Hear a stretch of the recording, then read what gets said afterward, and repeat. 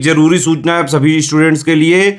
Study for civil services का Android app Google play store में आ चुका है, उसको प्लीज तुरंत इंस्टॉल कर लीजिए।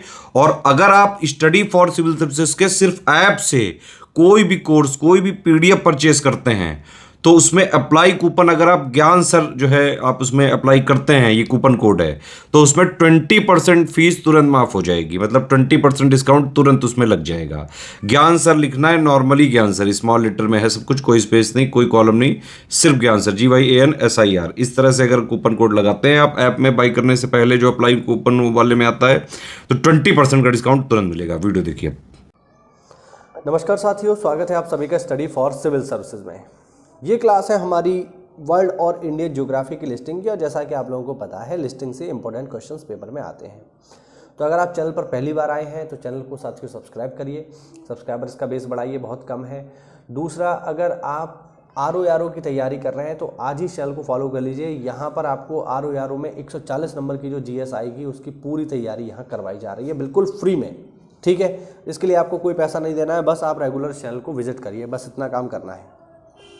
पर डे चैनल पर आपको 3 वीडियोस मिलेंगे जिनके माध्यम से आपको पूरी कंप्लीट तैयारी करवा दी जाएगी। तो चलिए जल्दी से शुरू करते हैं। आज का जो हमारा टॉपिक रहने वाला है वो है भौगोलिक उपनाम। दुनिया भर में बहुत सारे देशों के भौगोलिक उपनाम है, उनके बारे में जो है आज हम चर्चा करेंगे।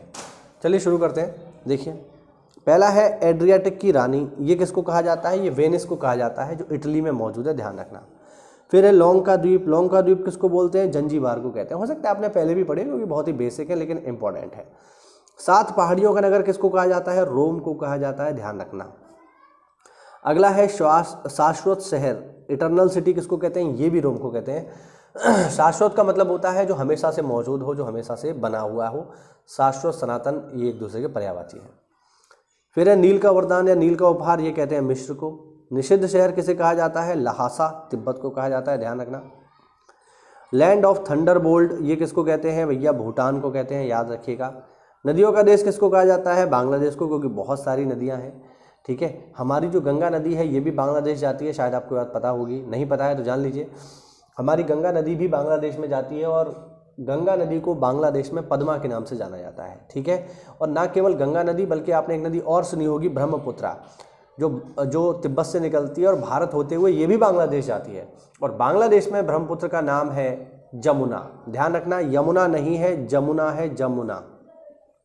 यमुना तो ये अपनी वाली है जो आगरा मथुरा में बह रही है। ठीक है, तो महत्वपूर्ण है, याद रखिएगा, इंपॉर्टेंट बातें हैं, पेपर में पूछे जाने वाली। नहरों का देश किसको कहते हैं? पाकिस्तान को कहते हैं। पाकिस्तान तो वैसे भिखारी है, कुछ है नहीं, नहरें ही नहरें हैं, उन पे भी पानी नहीं होगा मुझे लग रहा है। स्काई स्क्रैपर्स का नगर किसे कहते हैं? न्यूयॉर्क को कहते हैं। ऊंची ऊंची बिल्डिंगें बनाते हैं जो स्काई स्क्रैपर्स, आपने देखे होंगे नोएडा वगैरह में।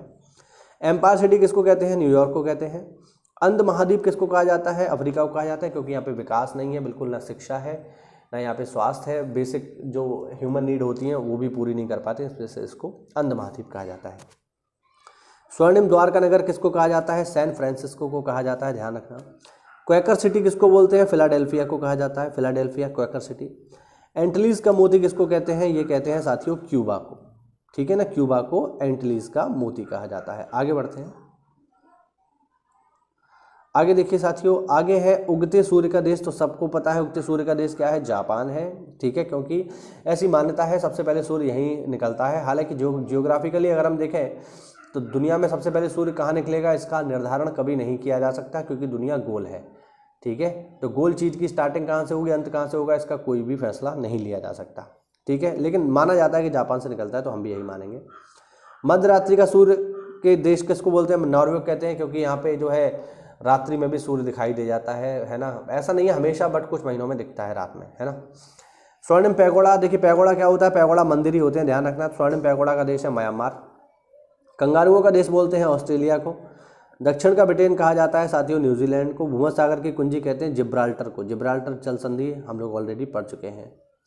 मोतियों का द्वीप कहा जाता है बहरीन को। हेरिंग पॉइंट कहते हैं अटलांटिक महासागर को। संसार की छत कहते हैं पामीर का पठार या तिब्बत का पठार, ध्यान रखना, संसार की छत है ये। ठीक है, फिर है यूरोप का रोगी। यूरोप का रोगी कहा जाता है तुर्की को। क्यों कहते हैं? क्योंकि तुर्की में उतना विकास नहीं है जितना यूरोप में है, तो यूरोप से थोड़ा पिछड़ा हुआ है, इस वजह से इसको यूरोप का मरीज कहते हैं। यूरोप का अखाड़ा क्या है? बेल्जियम है। यूरोप के खेल का मैदान कहा जाता है स्विट्जरलैंड को, और स्वर्णिम मीनारों वाला देश मतलब शहर कौन सा है, वो है ऑक्सफोर्ड। और चीन का शोक कहा जाता है हवांगो नदी को, और हवांगो को ही बोलते हैं हम लोग पीली नदी। तो बहुत छोटा सा वीडियो था ये, लेकिन इसमें आपको काफ़ी महत्वपूर्ण जानकारी मिली जो एग्जाम पॉइंट ऑफ व्यू से महत्वपूर्ण है। तो इसको पूरा देखने के लिए बहुत बहुत धन्यवाद। और अगर आप तैयारी कर रहे हैं साथियों PCS, BEO या RO परीक्षा की, तो दिए गए नंबर्स पे कॉल करके आप हमारे किसी भी पेड कोर्स प्रोग्राम से जुड़ सकते हैं जो कि चल रहे हैं Bihar PCS, Uttarakhand PCS, UP PCS, Rajasthan यानी जिसको RAS कहा जाता है, इनके लिए ये सारे प्रोग्राम चल रहे हैं। इसके अलावा हमने UPSC के लिए कॉम्प्रहेंसिव एक मेंटरशिप प्रोग्राम जो है लॉन्च कर दिया है। UPSC का प्री हो, मेंस हो, इंटरव्यू हो, इसके लिए कॉम्प्रहेंसिव प्रोग्राम आप हमारा ज्वाइन कर सकते हैं। मिलते हैं साथियों अगली क्लास में, तब तक के लिए जय हिंद, जय भारत, वंदे मातरम।